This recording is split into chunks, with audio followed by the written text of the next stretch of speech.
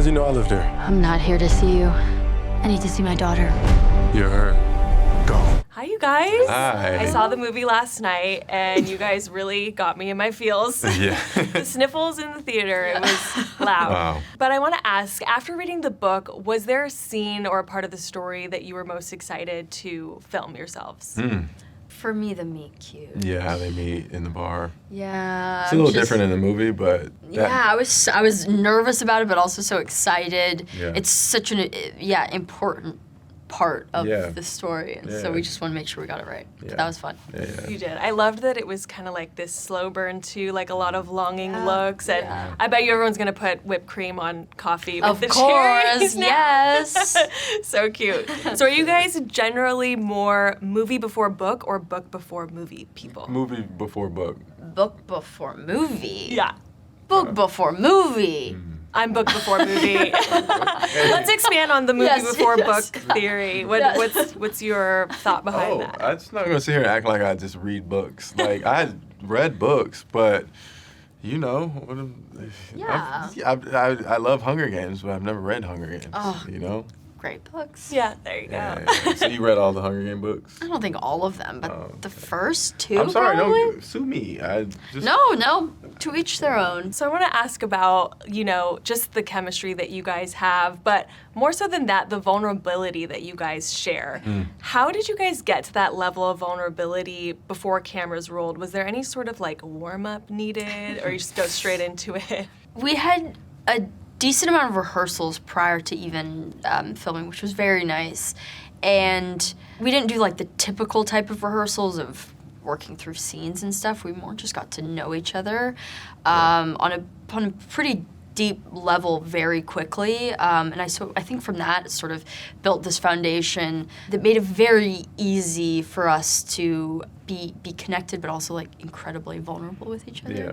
And I had her like yell insults towards me before seeing them. And that always works, you go. right? Yeah. Always works. Yeah, I think building that comfortability, that trust early on, that stemmed through our director, and we were crying in rehearsals, and when somebody shows you their heart, then you want to protect that, and I think, we knew this was going to be a journey, and I think, before a scene starts, I think being unselfish scene partners, like, what do you need?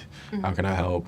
Especially when the coverage is on the other person. I was just speaking with Rudy, and he said your director actually had you guys interpretive dance before some scenes. Yeah, we Was there were any doing dancing. dancing with you guys too? Yeah, we Yeah. did some. We were in tune because Vanessa had us do 3 different dance moves, and then I didn't know her dance moves, and then we started doing the same dance moves, and one of them was like hugging ourselves, and that's when I knew we were on to something different. So.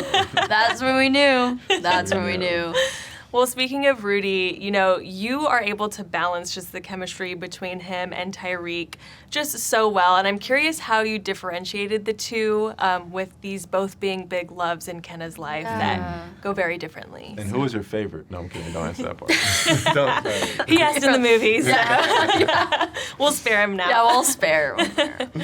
Oh, I mean, they're so different. They're so incredibly different. Also, I think she was 2 very different people. I mean, at the younger age, very innocent, naive, and I think though the love was pure, I don't know how deep. And then I think with what she went through and also Ledger having gone through something similar, we both loved him.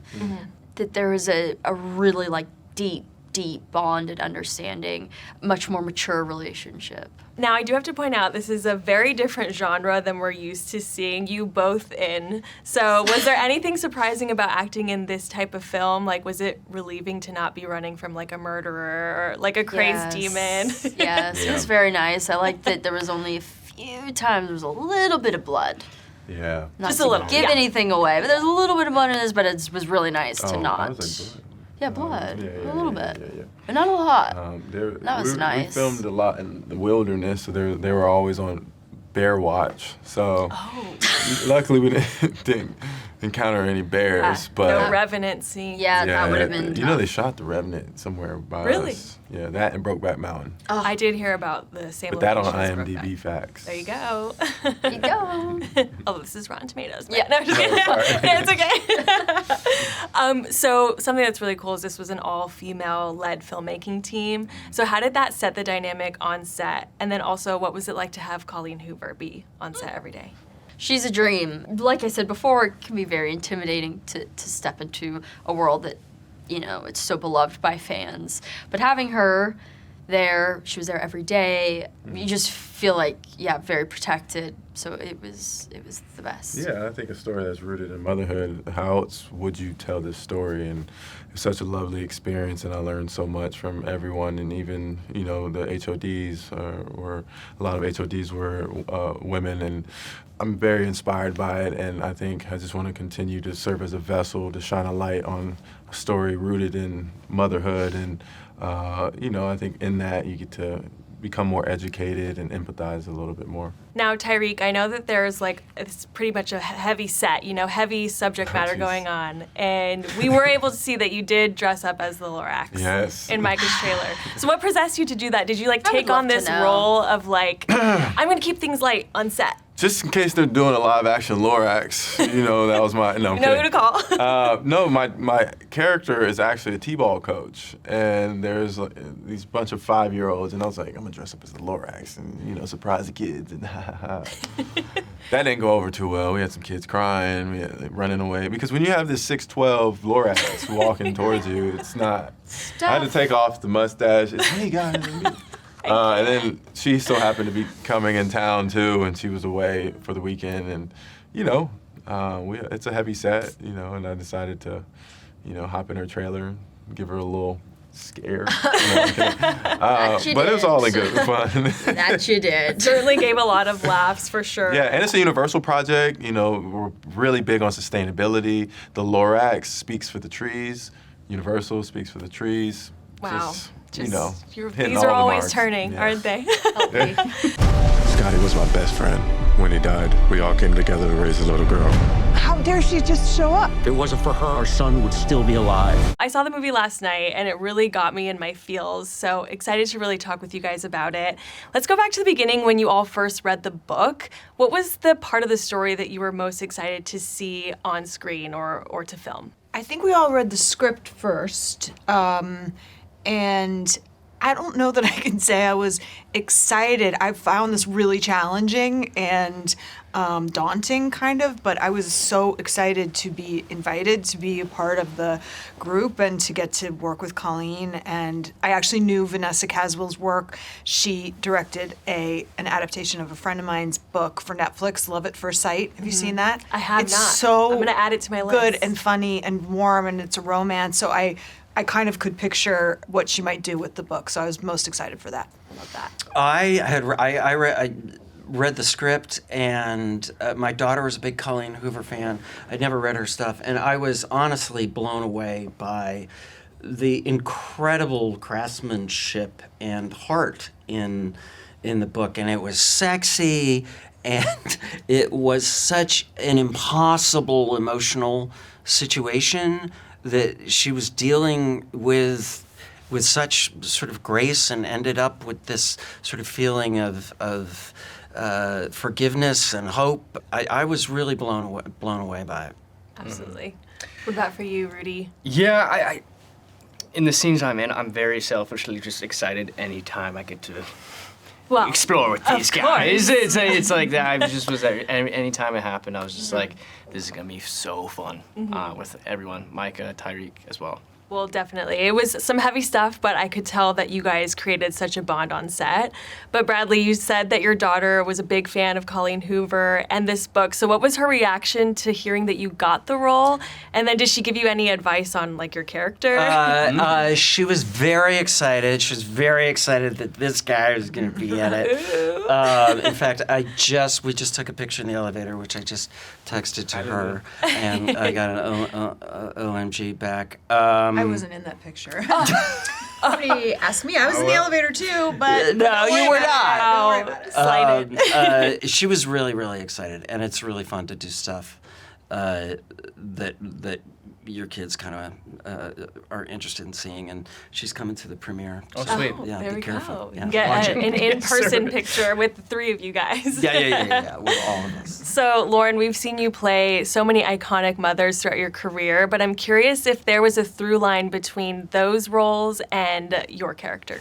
This is a different tone, a different person, and I guess there isn't probably a through line except that I do, when I look at something, a piece of me is always thinking, will the fans of those characters come along for this? Like, and while the characters are very different, I do think it's still speaking to some of the people who have enjoyed those other shows. It's also just my taste, but like I'll probably never be in a horror movie because I just feel like it's not, I don't know, that would be asking a lot, but yeah, I mean, I don't approach a character as like another mom. Like I think of the whole circumstances, and it's a different kind of tone. And I think all of us, because it's a Colleen Hoover thing and we know there's a fan base, I don't think any actor, and certainly not all of us, approach with utter confidence into how we're going to do it. There's always this fear that you want to do justice to a story that has already been told really well. And you want to hopefully press yourselves through it and really make it work in a whole different medium. Yeah, which really helped having Colleen there, just holding our hands the entire scene. Yes, And saying it's okay. Yeah. Yes, I was going to ask how it was having her on set, and also to point out that this was an all-female-led team. So how did that, set the tone on set, having Colleen there and then just having... Everything works real well when women are in charge. And we made our days. Everybody was comfortable. It really felt supported. And Colleen, having her there, she had already sort of picked us too, so we're her vision. It sounds really pretentious, but that's not what I meant. I just mean, like, she was there in case we had questions, or like, was that how you pictured it? And she's a very confident and easygoing person, so it was a really lovely set. I have to say too, look, not to be a parody of a self-loathing male, but Wow. I have had my entire professional life, I've always wanted to be represented by women. I have had incredible creative experiences, especially with actresses who, and I think it's hard for all actors to take more agency over storytelling, and I think it's probably, I'm assuming, trickier for a woman to do that, but I have had incredible experiences with Lizzie Moss, with Mariska Hargitay, and having a woman in charge generally avoids unnecessary wars. I know that's right. Okay, Rudy, I want to talk about your character and Maika, that chemistry that you guys have in the short amount of time.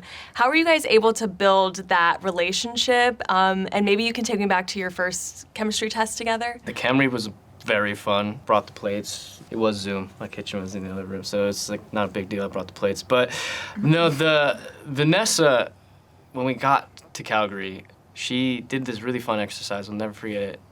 We just kind of did an interpretive dance together. Wow. Without talking.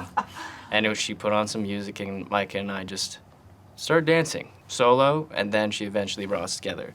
And I just thought that was a really cool, fun way to find the chemistry. Definitely. It gets you out of your body, gets you loose Get a little moving. bit. We did a really awkward polka. She had us, which was like a polka. She had us do a little bit of a therapy session as in character, like. Cool. The range. Then we danced. And then we danced. As all therapy sessions should end. I love that. But unfortunately, they don't. Yes, exactly. So I have to say, I really was keeping my composure pretty much throughout the whole movie, but Lauren, in your scene in the kitchen, I just lost it, and I heard so many sniffles throughout the entire theater. So I'm curious, do you guys cry a lot during movies, and how do you do that in a theater? Do you let it all out, or do you try and keep it together? Because no, you never cry. I do. I cry more and more as I get older, and I really cry. I know people talk about this. I don't know what the science says on the plane. I will cry at I don't know, the silliest movie. Yeah. And We're out of peanuts. so yeah, and I cried a lot in the making of this movie. I mean, it was a really emotional place to be. Absolutely. And, you know, from what we've seen on social media, it seems like Tyriq maybe balanced out the tears. So what was the... With the hotness? Yeah. Okay, great.